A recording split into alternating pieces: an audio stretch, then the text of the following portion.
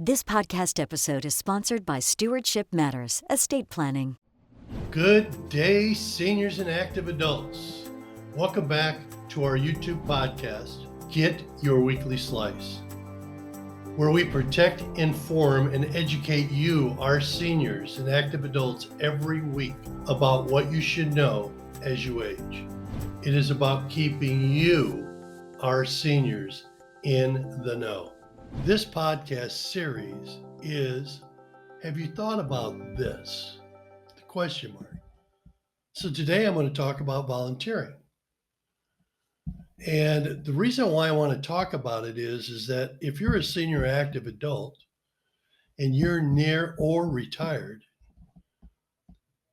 you're either bored, you're looking for something to do, and I want to share with you that if you give by volunteering, you're going to be the one that's going to be most fulfilled by doing this kind act, as opposed to the receiver who's thankful to do or get the service that you're providing, the volunteering that you're providing to them. You're going to get more out of it than they are. So I want to give you some examples of volunteering that I've done in the past, volunteering that I know friends and family have done, and just kind of put things in perspective. It's all entirely up to you if you want to give back, if you want to fill some of your day with giving back to the community. The first one's American Cancer Society, and I did this for quite some time.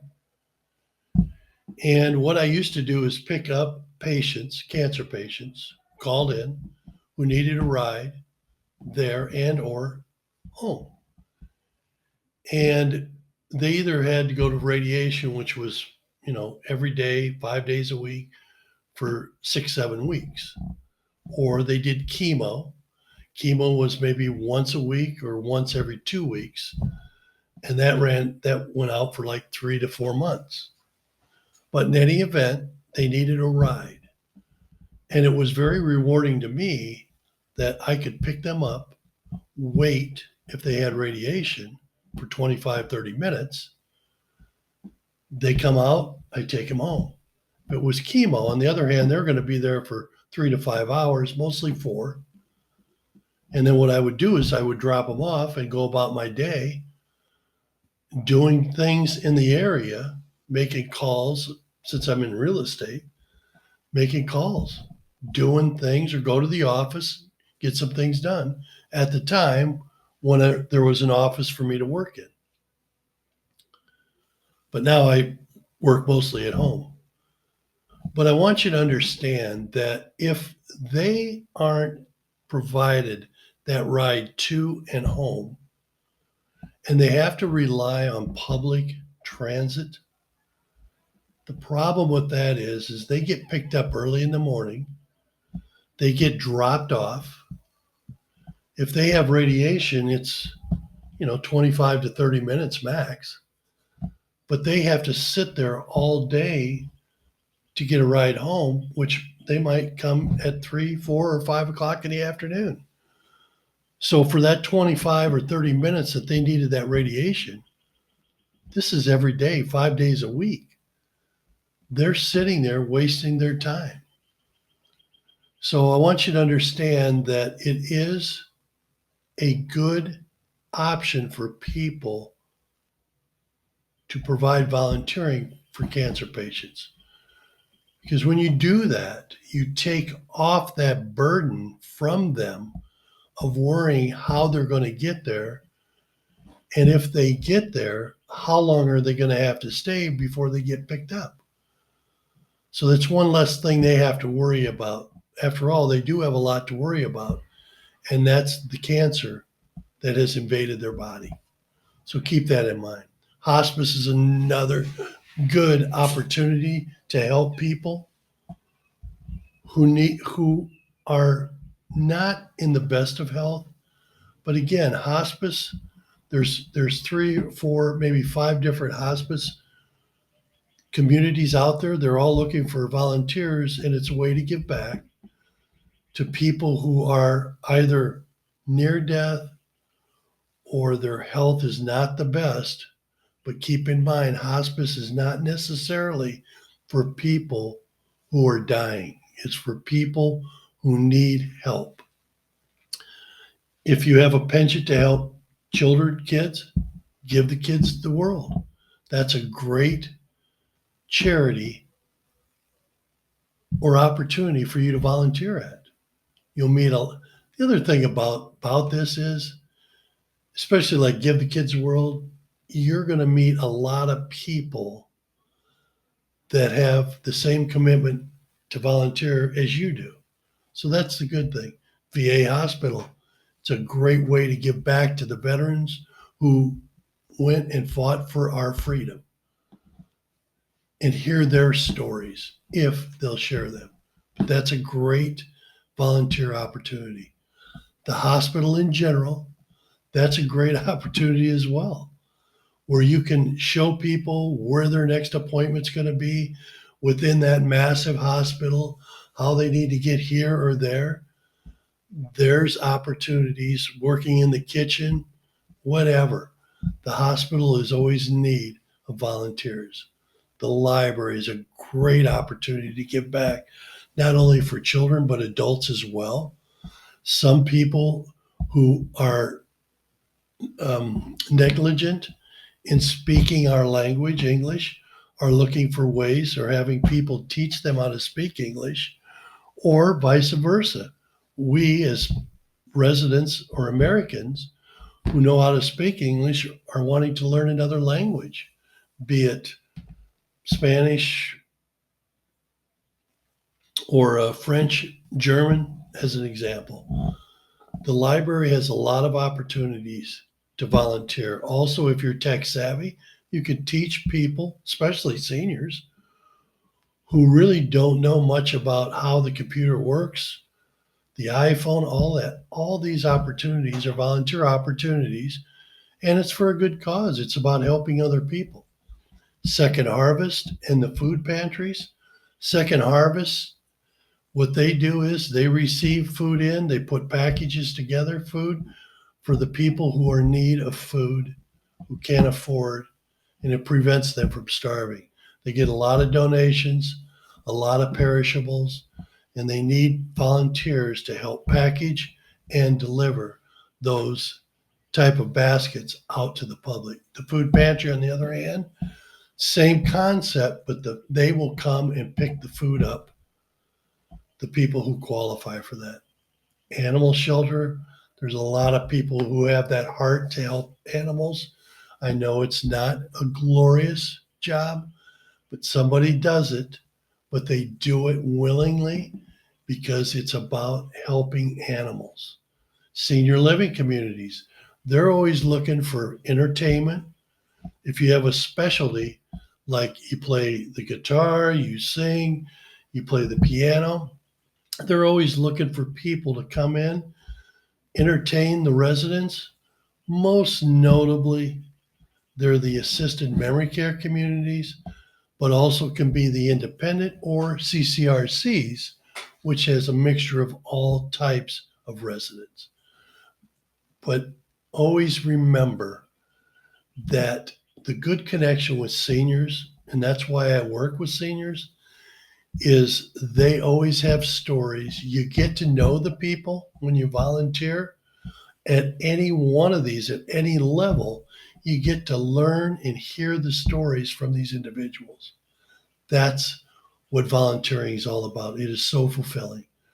You could do it at a museum when tourists and guests come in to tour a museum.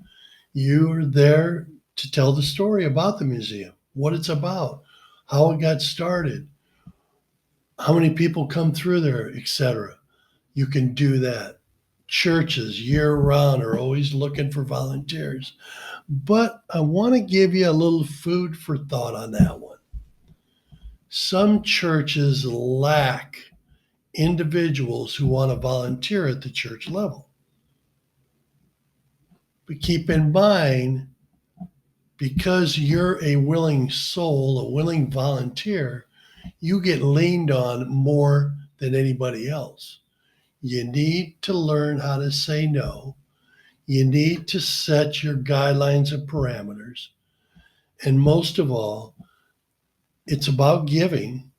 We get it, but you don't want to be abused and feel that you're obligated every time they turn around and say they need a volunteer.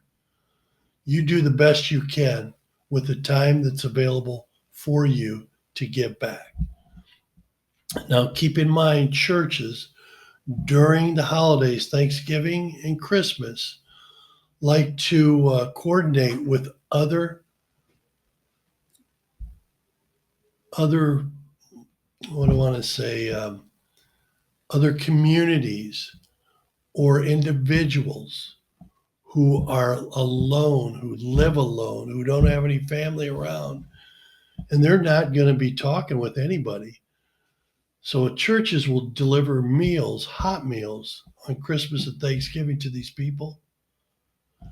And the good thing about it is that you're able to deliver that, but you're also able to have conversation with them because they're not going to have conversation unless they have a circle of friends nearby. They don't have that. They're all sitting there lonely, but you fulfill their day by delivering them a hot meal and some conversation. I remember growing up when I had my two girls, we did that every Christmas and Thanksgiving. We had 5 or 6 people. We delivered a hot meal to. Majority of them were all single, living at home alone, but we were able to have that conversation with them that day. And the good thing about starting the kids young is when they have kids, that's always embedded into their mindset. And they're about giving back as well with their kids, my grandkids. So it's fulfilling for me that I've done the right thing with my kids. They're doing the right thing with their kids, my grandkids. Last but not least, I do Meals on Wheels. I deliver those every week, and I've just started my 8th year. So I do it. It takes me 2 to 3 hours. Excuse me, 1 to 2 hours. Let me retract that. I can have anywhere from 2 to 12 to 13 meals to deliver. When I started out, I had 12 or 13 meals. Now my route, same route, I'm down to 2. So I picked up another route because we're lacking volunteers. So I picked up another route that has 10. So I do 12 meals deliveries every Tuesday, and it takes me 2 hours.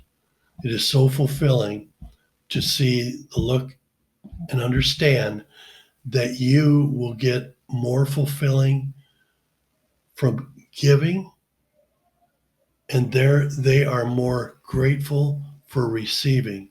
But you are the winner of this win-win combination.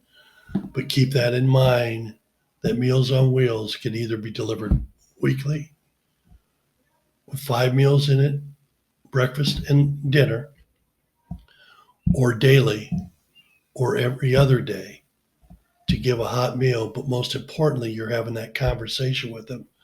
And I know this year I got 2 thank you cards from some of the people I delivered to, and one tried to give me $5. And the reason why she wanted to give me $5 was because she was so grateful that I took the time to deliver the meal to her once a week, but also took the time to have a conversation with her. So I gave her that $5 back and said, I appreciate it, but that's not what I do this for. I do it because it's helping you. And they're so thankful for what you do as a volunteer. So keep that in mind. If you have extra time, let's start volunteering. If you want some other additional ideas other than ones I provided today, give me a call. Be more than happy to have that conversation with you. But keep in mind, there is a need for volunteering more so now than ever. I hope you continue to watch more of my podcasts because it's all about you, our seniors and active adults, doing the right things, having the right information, and the right education to do the right things that helps us help them help us. In closing, I hope you enjoyed today's Get Your Weekly Slice.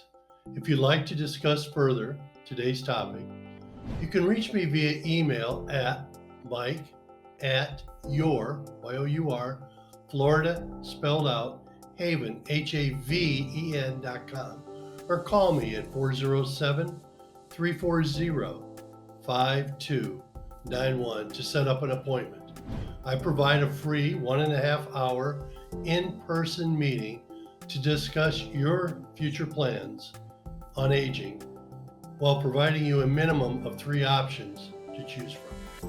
Don't forget to follow us and like us on Facebook and Instagram. While on my website at yourfloridahaven.com, sign up for my monthly newsletter, RSV to any of my in-person events, which are held at the Orange County Library, Smarter Senior Seminar Series events, and to view any and all of my videos and podcasts.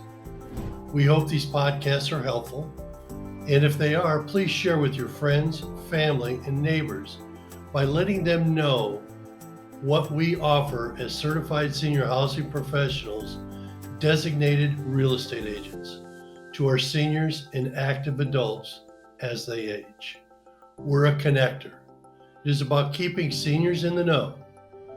Till next time, when you come back to get your weekly slice.